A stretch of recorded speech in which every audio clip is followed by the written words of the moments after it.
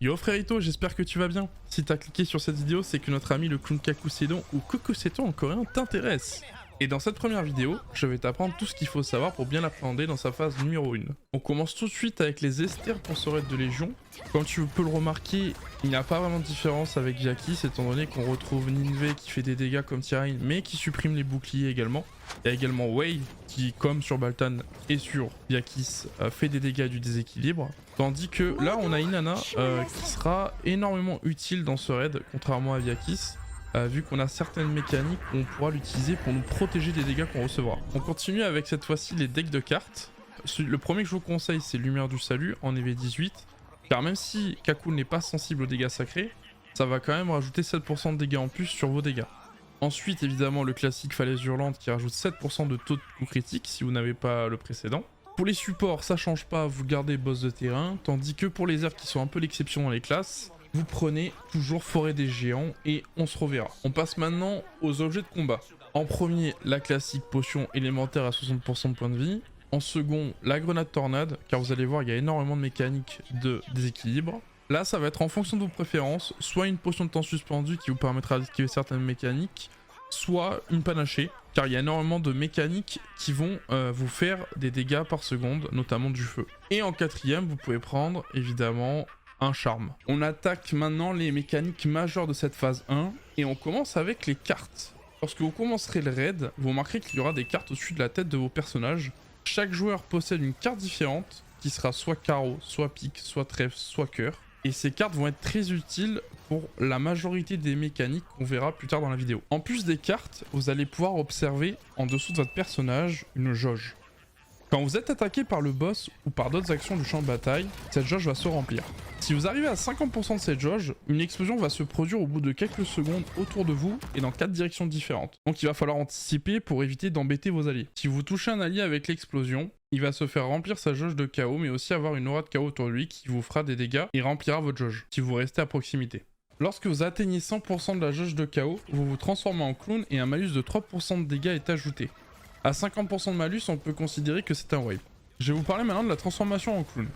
Donc quand on atteint un maximum de la jauge de chaos, on se transforme en clown pendant 15 secondes. Mais on ne reste pas inutile pour autant, car on possède 3 sorts en étant en clown.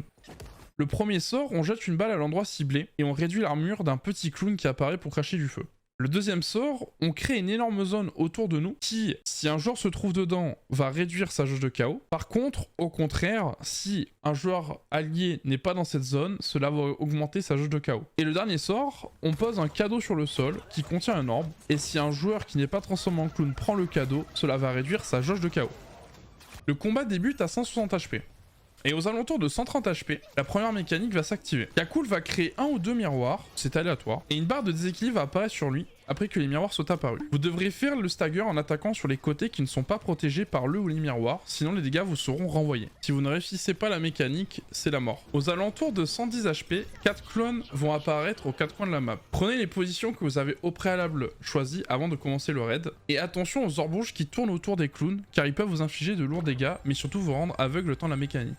Ici, vous allez devoir observer les clones et ce qu'ils font avec leurs mains.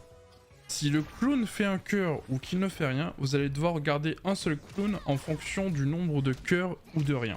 Je sais, je vous ai sûrement perdu avec cette explication, mais comme on dit, une image vaut mieux que 1000 mots. Je vous ai préparé des petits schémas que vous devez voir à l'écran à l'heure actuelle. Observez-les bien, vous allez vite comprendre, je pense, grâce à ça. Aux alentours de 85 HP, le rideau se ferme et vous êtes transformé en clown. Quand le rideau s'ouvre, Kakul est au centre de la map avec des symboles de cartes devant lui. Le mini-jeu commence et vous devez imiter Kakul en fonction des émotes que vous avez dans votre barre de sort. Les émotes sont toujours dans le désordre à chaque run et pour chaque joueur. Ici, la subtilité, c'est que vous devez certes imiter Kakul, sauf quand il tourne le dos. Quand il tourne le dos, vous devez utiliser n'importe quelle autre émote que celle qu'il a fait. Placez-vous selon la carte que vous avez sur la tête. Vous avez 4 émotes à votre disposition. La première, c'est la pose de la victoire avec la main vers le ciel. Ensuite, vous avez la pose du T, puis la pose de la jambe agitée en l'air en étant sur le sol. Et pour finir, la pose du plus fort qui montre les biceps. Aux alentours de 60 HP, vous allez avoir la même chose qu'à 130 HP, à savoir Kakul qui invoque des miroirs et vous allez devoir lui faire des dégâts de déséquilibre aux endroits où il n'y a pas de miroir.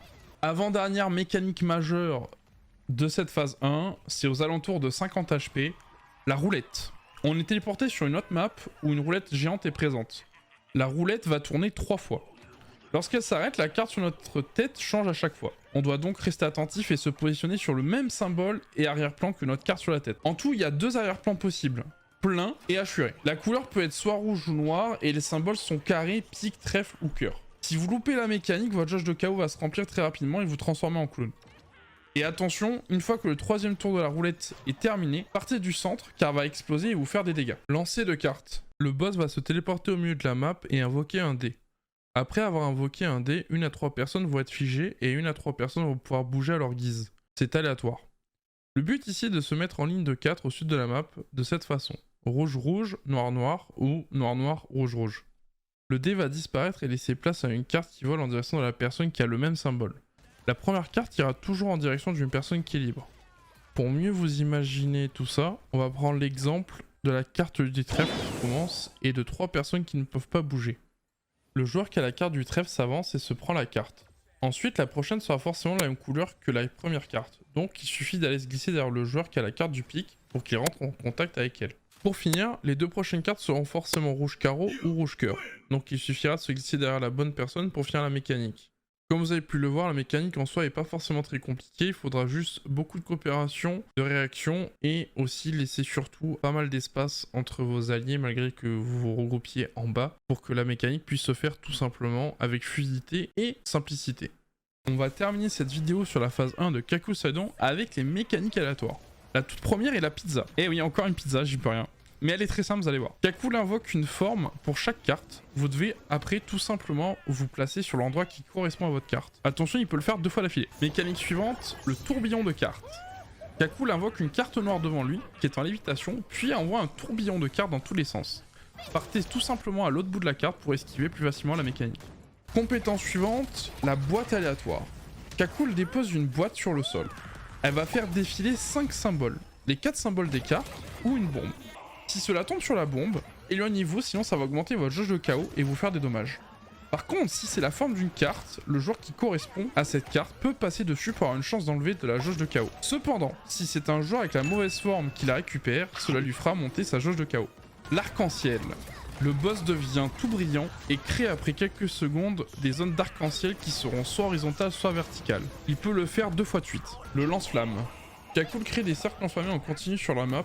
Et lorsqu'il se met à cracher du feu devant lui avec ses dons, il active également les cercles qui envoient à leur tour des lance-flammes. Les zones poursuivantes. Le clone cible un joueur avec des zones qui partent de 4 côtés. La personne ciblée ne doit absolument pas bouger et sauter au dernier moment. C'est un peu comme le cône rouge sur Baltan. Les zones peuvent être soit en cône, soit en rectangle.